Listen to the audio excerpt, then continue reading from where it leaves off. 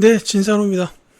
54회 한능건 기본 21번부터 해설 강의를 계속하여 이어가도록 하겠습니다. 가인물의 활동으로 옳은 것은 하고 물었죠. 이 화폐는 가의 모습과 그가 태어난 강릉 오죽헌 등이 그려져 있습니다. 조선시대 유학자자 정치가로 수미법을 주장하였습니다. 라고 나와 있죠.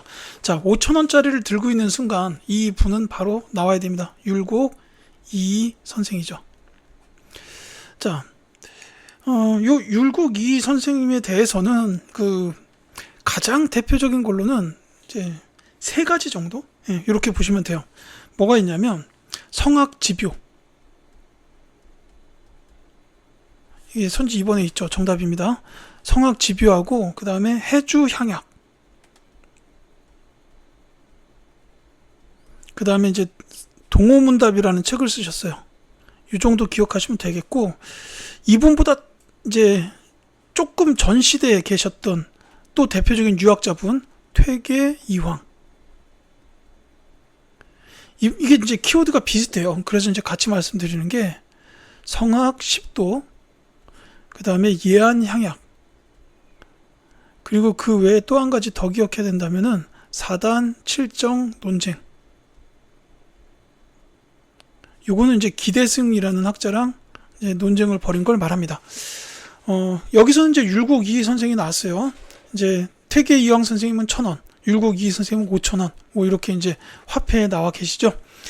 자, 지금 정답은 2번이다라고 말씀을 드렸고, 근데 참고로 여기서 말하는 요 수미법이라는 게 뭐냐면은 그 세금을 쌀로 거두는 법을 말해요. 그러니까 이게 율곡 이 선생이 주로 활동했던 시대가 선조 시대입니다. 그래서 이 선조 시대에도 이미 그 박납의 폐단이 있었다라는 거고, 사실 이 수미법과 관련된 거를 이제 처음으로 제안을 하셨던 분은 그 중종 때의 그 사림 조광조예요. 그래서 이제 그분이 수미법 관련된 내용을 처음 말씀하셨고, 율곡 이 선생이 그걸 좀 더 보완해서 주장을 했는데, 실제로 이게 이제 제대로 시행이 되는 거는 광해군 때 이원익의 건의에 의해서 시행된 대동법입니다. 이게 그러니까 수미법이 대동법의 모태가 되는 법이다. 이렇게 알아두셨으면 해요. 자, 앙부일구를 제작하였다. 이거 세종대왕식이죠. 이제 장영실 주도하에 만들어진 시계입니다. 해시계. 자, 그 다음에 시무 28조를 건의하였다. 이거는 이제 고려의 성종시기의 최승로라는 학자죠. 그러니까 이것도 세종대왕식의 장영실이라고 써야겠죠. 지금 학자 문제가 나왔으니까. 자, 화통도감 설치를 제안하였다. 최무선 장군이에요. 이렇게 기억해 주시면 되겠습니다. 자, 22번 갈게요. 자, 가 전쟁 중에 있었던 사실로 옳은 것은 해가지고, 자, 징비록이란 무엇인가 가 당시 일을 기록한 것이다. 이때 화는 참혹하였다 해가지고, 뭐 삼도를 잃고 임금께서 수도를 떠나 피라나 해가지고 남에게는 하늘의 도움과 달기다. 뭐 나라를 생각한 백성들의 마음이 그치지 않았고 우리나라를 돕기 위해 명예 군대가 여러 차례 출동하였기 때문이다 라고 되어 있습니다. 자, 여기 이제 몇 가지 읽어보시면 이 전쟁 바로 아시겠죠? 임진, 외란. 이 당시에 왕 선조는 의주까지 피란을 갔어요. 깨딱하면 이제 의주 넘어서 명나라로 가려고 거기 의주까지 피란을 간 상태였고, 대신에 이제 광해군을 급하게 세자로 책봉을 해가지고 조정을 쪼개서 나눠줘요. 야, 이제부터 전쟁은 네가 치러라 해가지고 광해군이 여기저기 돌아다니면서 전쟁 수습하고 백성들 위무하고 행정 업무하고 막 이랬다는 거 아닙니까? 자, 어쨌든 이 임진왜란 중에 있었던 사실을 찾아라라는 문제인데, 이때는 이제 뭐 대표적인 전투로는 한산도 대첩이나 행주 대첩, 그다음에 시기상으로 순서대로 한산도 대첩이나 진주 대첩, 조명연합군의 평양성 탈환, 행주 대첩 이런 것들이 있었고, 나중에 이제 뭐 명량 대첩 같은 것도 있죠. 자, 그다음에 이제 그 외에는 의병들의 활동이 굉장히 활발했던 시기이기도 해요. 뭐 곽재우, 조헌, 정문부, 그다음에 사명대사, 그러니까 유정, 이런 분들의 활동도 있었다라는 겁니다. 자, 지금 제가 말씀드린 거에 정답이 있었을 거예요. 2번. 정문부가 의병을 모아서 왜군을 격퇴하였다라는 겁니다. 이 의병장이시죠? 이름 기억해 두셨으면 좋겠습니다. 이 이제 관련된 전투가 북간대첩이라고 있어요. 정문부 의병장께서 이제 지휘하셨던 일본에 승리했던 그 전투입니다. 자, 이종무가 쓰시마 섬을 토벌하였다. 이거는 이제 세종대왕식이죠. 제가 아까 잠깐 세종대왕 하면서 말씀드렸네요. 배중손이 삼별초를 이끌고 몽골군과 싸웠다. 자, 근데 이거 몽골군과 싸웠다라고 돼 있지만 사실 여기에 이제 고려군도 있었어요. 그 김반경 장군의 부대랑 연합한 그 여몽연합군이라고 보시는 게 더 정확할 겁니다. 이건 이제 그 원나라에 그 항복했을 때 이제 강화도 수도를 결국 개경으로 돌아오면서 항복을 하죠. 이제 그때 삼별초가 그 개경 환도에 반대를 하고 이제 계속해서 싸웠다라는 겁니다. 이제 진도랑 제주도를 거쳐서 이제 계속해서 항쟁을 하죠. 자, 최영이 군대를 지휘하여 홍건적을 물리쳤다. 이건 이제 공민왕식이 우왕식이라고 보시면 되겠네요. 공민왕식이가 맞겠네요. 예, 죄송합니다. 이때 이제 14세기에는 홍건적과 왜구가 또 고려를 많이 침입했던 시기이기도 합니다. 자, 23번 갈게요. 자, 가왕의 제2기간에 있었던 사실로 옳은 것은? 하고 물었습니다. 자, 이곳은 제주 행원포구인데 인조반정으로 폐위되어 강화도 등지로 유배되었던 간은 이후 이곳을 통해 제주도로 들어와 유배 생활을 이어가다가 생을 마감하였습니다. 라고 나와 있습니다. 자, 인조반정으로 폐위돼서 강화도 등지로 유배되었던 분, 자, 바로 광해군이죠. 자, 그 폐모 살제를 이제 이유로 이제 쫓겨나게 됐습니다. 그러니까 살제, 동생이었던 영창대군을 죽였고, 폐모, 이제 계모지만 어쨌든 어머니였던 인목대비를 이제 유폐시켰다. 뭐 이런 이제 죄를 받아서 이제 서인 세력에 의해서 쫓겨나게 됐다라는 겁니다. 자, 광해군의 제2기간에 있었던 사실로 옳은 것을 찾아라 했는데 이걸 제가 앞에서 수미법 나왔을 때 말씀을 드려버렸네요. 대동법이 광해군 때부터 시행이 됐습니다. 정답은 3번이에요.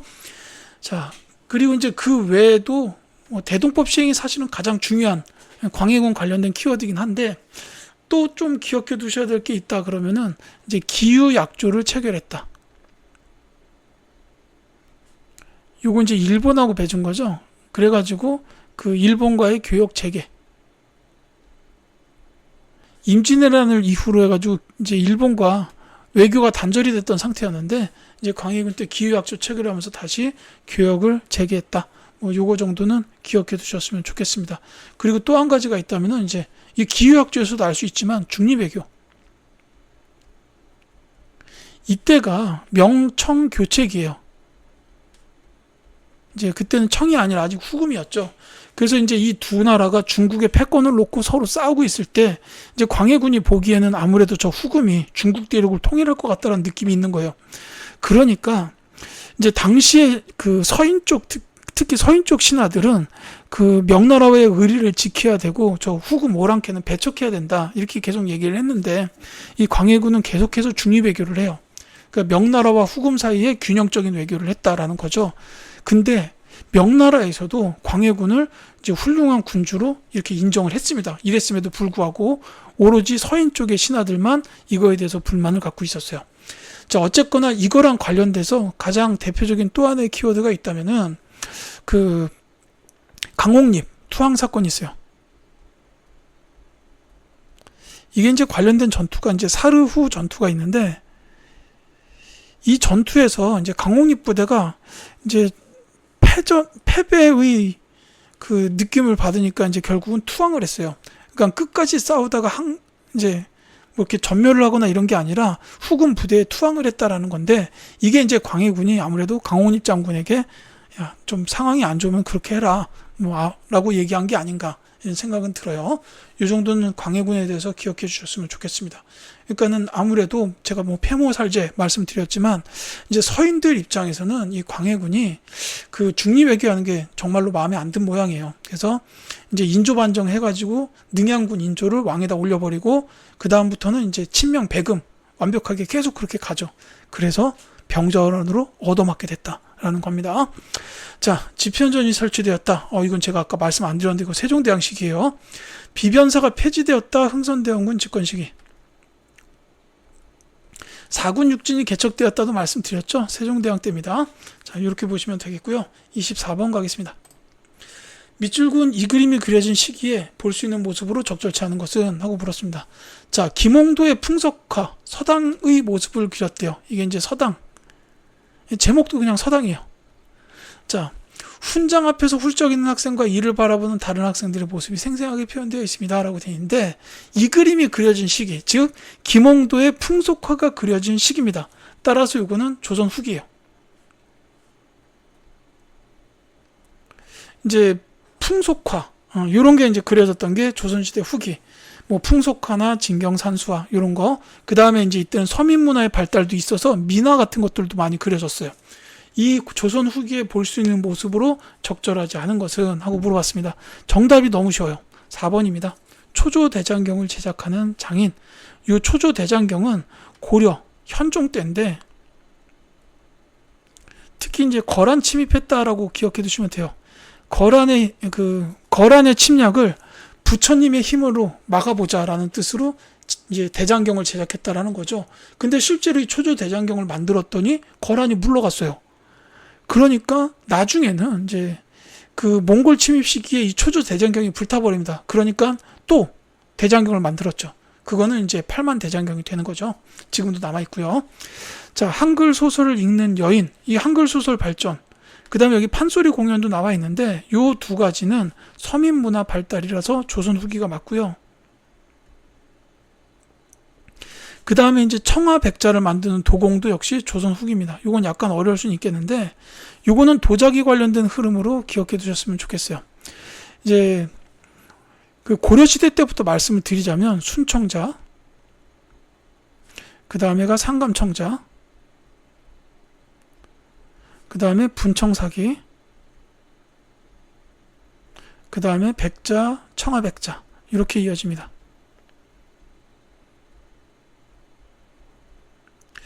자, 이 순청자가 고려 전기, 상감청자가 고려 후기라고 보시면 될 것 같아요. 근데 뭐 그러면 고려 후기에는 순청자가 안 만들어졌냐? 그런 건 아니고 이 상감청자가 처음으로 등장한 게 이제 기술 발달로 고려 후기 때다라고 보시면 되겠어요. 그리고 이제 이 분청사기 쪽으로 간 거는 이제 그 고려 말 조선 초 이제 이때 이제 분청사기가 만들어졌고 요 백자는 이제 기술의 발전 요것 때문이라기보다는 정치 세력의 변화 때문이라고 보는 게 맞을 거예요. 그러니까 사림이 본격적으로 집권을 하면서부터 이 사림들은 성리학의 근본주의자들, 그러니까 원칙주의자잖아요. 그러니까 이제 도자기도 색깔 들어가지 않은 그냥 순백의 도자기. 이게 이제 아무래도 사림의 정치 집권과 관련된 그 도자기다라고 보시면 되겠고, 이 청아백자는 이제 조선시대 후기예요. 그 청나라의 영향을 받았다 이렇게 이해하시면 되겠습니다. 이 순서대로기 때문에 청아백자를 만드는 도공이면 당연히 조선 후기가 되는 겁니다. 자, 25번 갈게요. 가인물에 대한 설명으로 옳은 것은, 자, 이것은 화성 성역 의궤에 수록된 거중기 설계도래요. 가가 기기도서를 참고하여 제작한 거중기는 수원화성 축조에 이용되었습니다. 라고 나와 있습니다. 자, 이분은 바로 거중기를 만드신 분 정약용 선생님이죠. 자, 여기 이제 뭐 화성 성역 의궤라고 나와 있는데 이 의궤가 어떤 왕실의 중요한 일을 기록해 놓은 책이잖아요. 화성을 지은 과정을 기록한 책이에요. 근데 거기에 거중기 설계도가 있는 거고, 지금 이거는 당연히 그래서 정조식이라고 보시면 되겠습니다.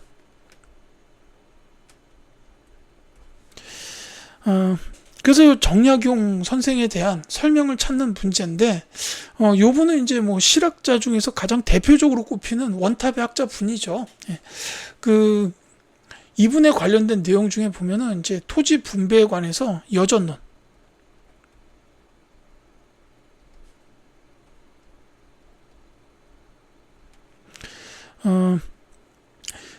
이제 여전론은 이제 정약용 선생, 그 다음에 또 자주 출제되는 건 이제 한전론 정도가 있어요. 이익 선생. 이제 요 정도를 꼽을 수가 있습니다. 물론 그 균전론, 이건 이제 그 유형원 이분께서 주장하신 이론인데, 이제 이 균전론을 먼저 유영원 선생께서 주장하셨고, 그 다음에 이제 이익 선생이 유영원 선생의 제자죠. 그래서 그거 발전시키느라고 이제 발전된 게 한전론.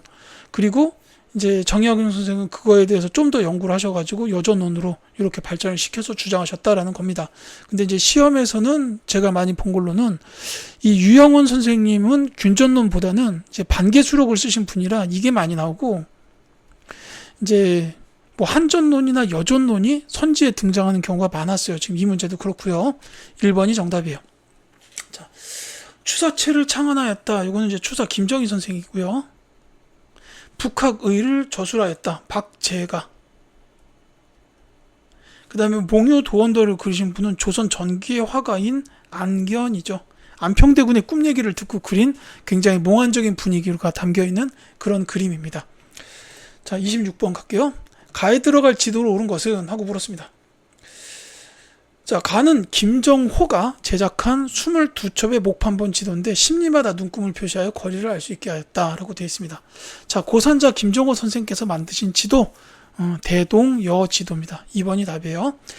근데 이 지도 목판을 다 합치면은 이제 그 전체적인 모양을 이게 좀 축소판이겠죠. 봤는데 진짜 지금 우리나라 지도랑 거의 똑같을 만큼, 이 당시에 무슨 위성 사진 이런 게 있는 것도 아닌데 참 어찌 그리 대단하신지 볼 때마다 놀랍니다. 정말로. 예, 대동여지도고. 자, 이 고려만국 전도는 조선 전기에 있었던 지도고, 혼일강리 역대 국도 지도는 이제 태종 때 있었던 지도 정도로 보시면 되겠습니다. 그 다음에 요 동국 지도는, 요건 좀 기억하셔야 돼요. 이거는 이제 정상기라는 분이 만드셨는데, 그 백리척을 사용했다라는 게 중요해요. 백리척입니다. 왜 지도에서 축척이라고 부르는 게 있잖아요. 지금 뭐 이제 1대 5만, 1대 10만 이래가지고 이제 10만 배로 줄여놓은 지도, 5만 배 줄여놓은 지도 이런 건데, 요거는 이제 백리척 단위를 사용했다라는 게 그 백리 단위의 눈금을 기준으로 해가지고 지도를 만들었다. 지금 요 김정호의 그 대동여지도는 10리마다 눈금이 나온 거고, 이 동국지도는 100리마다 눈금이 나온 지도다. 이렇게 기억해 두시면 되겠습니다. 27번 갈게요. 자, 가시기에 있었던 사건으로 오른 것은? 하고 물었습니다. 자, 자의대비께서는 3년복을 입으셔야 합니다. 아닙니다. 기념복을 입으셔야 합니다. 라고 돼 있어요. 자, 그 다음에 가. 그리고 이제 조정신하들이 당쟁을 벌이고 있습니다. 성균관 앞에 탕평비를 세우시오 영조. 이렇게 나왔습니다. 자, 일단 여기서 말하는 거는, 그 가 앞에서 말하는 건 뭐냐면은 예송이에요. 예송. 근데 심화시험 대비해서 좀 더 자세히 말씀을 드리자면, 3년복이냐 기념복은 1년복이냐 3년복이냐 1년복이냐를 놓고서 논쟁을 벌였던 예송은 기해 예송입니다. 지금 이제 이 문제 풀 때는 기해 예송까지는 몰라도 상관없어요. 근데 요 뒤에는 이제 갑인 예송이 또 있습니다. 그때는 이제 그 효종의 부인이 돌아가셔가지고, 이때 자의대비께서는 1년복이냐 9개월복이냐 이걸로 싸웠어요. 또 그건 이제 갑인 예송이고, 그 다음에 여기서는 지금 탕평비를 세우시오라고 영조가 얘기했지 않습니까? 자, 이게 사림들의 그 붕당 이후의 흐름에 관련된 건데, 요거는 조금 말씀을 드릴게요. 조선 전체로 보자면, 시간이 좀 있네요. 조선 전체로 보자면은 처음에는 개혁파 신진 사대부, 이들이 조선을 건국을 했죠. 정도전, 조준 같은 이런 분들, 정몽주 세력은 낙향해서 나중에 사림이 되고, 자, 이 개혁파 신진 사대부들이 조선을 건국을 했고, 이제 세종대왕 시기를 거치면서 집현자에서 공부를 했던 관학파 사대부들이라고 해요. 이분들을 그냥 훈구에다가 포함을 시키기도 하는데, 저는 좀 훈구를 이제 좀 따로 얘기를 하고 싶습니다. 이 훈구 세력은 그 세조, 그러니까 개유정난을 통해서 정권을 잡은 공신들, 그분들하고 엮여 있는 세력들이 훈구다. 이제 좁은 의미로 보면 그래요. 이 훈구들이 집권을 하다가 나중에 이제 사림하고, 사림들이 등장을 하면서 사화를 통해서 여러 번 대립을 하죠. 그러면서도 이 사림들이 결국은 이제 정권을 장악하게 됩니다. 그러면서 붕당이 형성이 돼요. 처음에는 동인과 서인이었고, 그 다음에 이제 동인이 남인과 북인으로 분화가 되죠. 자, 이 붕당이 형성이 되면서 결국은 이제 광해군 시기를 거치면서 인조 반정이 있고 북인들은 날아가고 남인과 서인만 남습니다. 남인과 서인이 남게 되는데, 이 남인과 서인이 나오면서 대립을 했던 게, 여기는 화살표 치면 안 되는데, 죄송해요. 여기는 화살표 치면 안 돼요. 그 남인과 서인만 남게 되면서 벌였던 게 예송. 그 다음에 숙종 때에 오면 황국. 이게 이제 경신왕국, 기사왕국, 갑술왕국 등이 있고요. 이 예송은 기해 예송하고 갑인 예송이 있고, 자, 이 황국 거친 이후에 이거 안 된다. 탕평. 이게 이제 영조랑 정조 때죠. 그리고 마지막이 세도. 이렇게 이어진다고 보면 됩니다. 그러니까 이게 그러니까 조선시대의 그 성리학 학자들이 이제 정권을 잡은 것도 좀 이렇게 좀 복잡하게 돼요. 어떻게 보면. 그래서 이제 여러분들이 기억하셔야 되는 거는 여기서부터라고 보시면 돼요. 이제 훈구와 사림의 대립으로 사화가 일어났다. 그 사화는 다 기억하셔야 되고, 그 다음에 붕당 형성, 예송, 환국, 탕평, 세도. 요 순서 정도만 기억하시면 문제 푸는데 지장이 없을 겁니다. 자, 그러니까 지금 여기는 예송이 나왔고 탕평이잖아요. 그래서 이 사이에 있었던 정치적 사건으로 보자면 당연히 환국이 들어가는 게 맞을 거예요. 정답은 3번입니다. 자, 경신환국이 나왔는데 이 경신환국은 이제 남인이 세력을 잃게 돼요. 이제 정권을 잃게 됩니다. 요때 이제 뭐 허적이나 윤유 같은 요 남인들이 얻어맞습니다.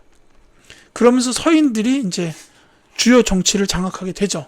그랬다가 나중에 기사왕국, 이거 다 말씀드려도 되나 모르겠는데, 요거는 희빈장씨 소생의 원자책봉, 이거랑 관련이 있어요.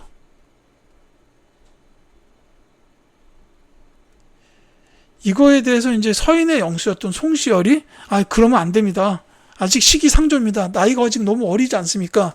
이러니까 숙종이 옳았구나 하고 송시열을 날려버리면서 서인들을 싹 다 몰아내고 다시 남인들이 정권을 잡게 돼요. 그게 기사왕국이고, 그 다음에 갑술왕국이 그 뒤인데, 이때의 갑술왕국 때는 결국 인현왕후가 다시 복위를 합니다. 이 희빈장씨가 중전이 되면서 인현왕후가 쫓겨났었는데, 인현왕후가 복위하고,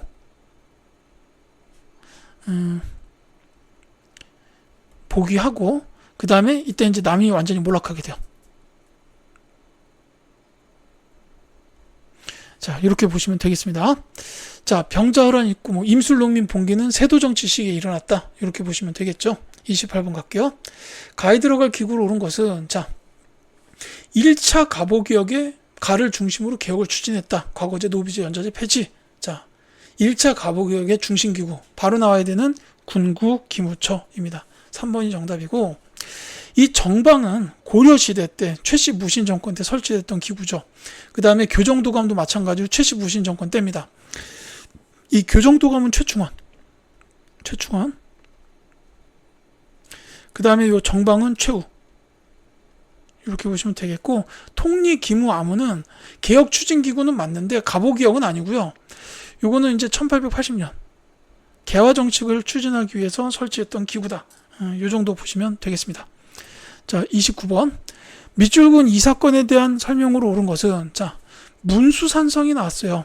한성군 부대는 프랑스에 맞서 싸웠고, 양원수 부대는 정족산성에서 프랑스군을 물리쳤습니다. 그럼 프랑스와 싸웠던 전투다라는 건데, 요거는 병인 양요죠.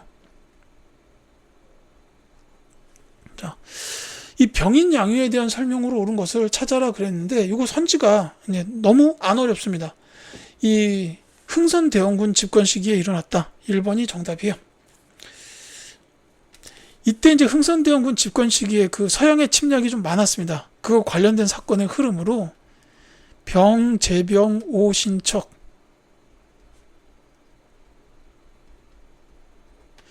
자, 이건 병인 박해고요. 제너럴 셔머너 사건, 병인 양요, 오페르트의 남영군묘 도굴시도 사건, 신미 양요, 척합이 건립. 이게 전부 다 흥선대원군 시기에 있었던 그 서양과 관련된 내용들이다라고 보시면 되겠습니다. 자, 제너럴 셔모노 사건의 배경이 되었다. 그건 이제 요거는 아니고, 역시 흥선대원군 집권 시기는 맞는데 병인 양요가 제너럴 셔모노의 배경은 아니에요. 삼정 이정청이 설치되는 결과를 가져온 거는 앞서 나왔던 임술 농민봉기. 자, 운요가 강화도에 접근하여 위협하였다라는 건 이제 척합의 건립 이후에 흥선대원군이 이제 탄핵되고 고종이 직접 정치를 하게 되고 그 이후에 일어난 일이다. 이렇게 보시면 되겠습니다. 30번 갈게요. 자, 가사건에 대한 설명으로 옳은 것은, 자, 이 책은 개화 정책에 반발하여 90군인들이 일으킨 가당시 일본 공사가 쓴 보고서를 정리한 겁니다. 책에는 가로 인한 일본 측 피해 등이 기록되어 있습니다. 라고 나와 있어요. 자, 개화 정책에 반발하여 90군인들이 일으켰다라고 되어 있습니다. 바로 나와야죠. 이모군란입니다.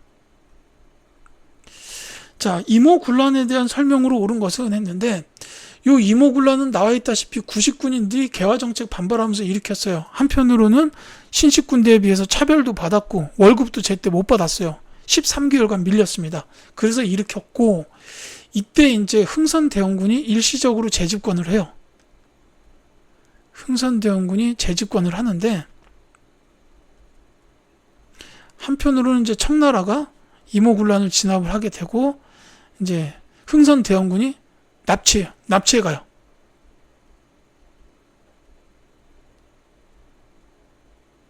그 다음에 이제 여기서 두 가지 조약이 맺어지는데, 제물포 조약하고 그 다음에 조청상민 수륙무역 장정이 체결됩니다.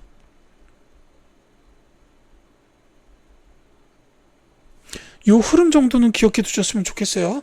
정답은 1번이고, 이 제물포 조약은 이제 그 일본 공사관에 일본 경비병이 주둔하게 만든 거예요. 왜냐하면 이때 일본 공사관이 습격당합니다.